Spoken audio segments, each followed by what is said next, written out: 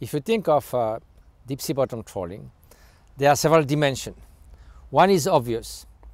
Here we are with this very brutal trawling that instantly destroys a very complex ecosystem that has taken thousands of years to be formed, and that is so delicate, so fragile, so important for biodiversity and for the interdependency of the biosphere. Unless we wreck that in a few moments, for what?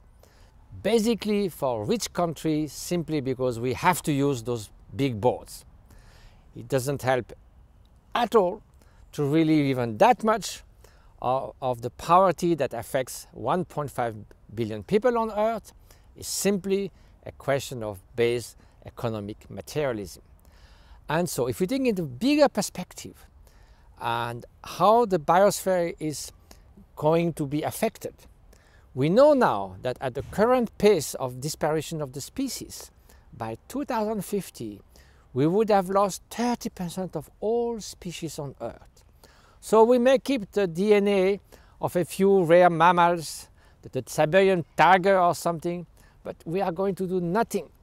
Possibly we will be totally unable to restore those deep bottom ecological systems. So it's a very tragic question.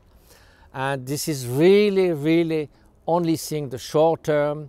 It is a little bit like taking all the paintings of the Louvre and burn them to make a cheap soup. This is such a pity, this is such a waste. So regarding the environment, it's a complex issue. Some major problem like the CO2 in the atmosphere require a huge political change. Here we have a very typical case. To stop deep sea bottom trawling takes a few seconds. It's just a simple economical decision by government. It's not going to affect anything in the economy. It's so easy, but the benefits of doing so are so vast at the dimension, at the magnitude of the damage which we are now creating with that, which can be totally irreparable. So the future of the deep oceans is in your hands. Please don't delay making the right decision now.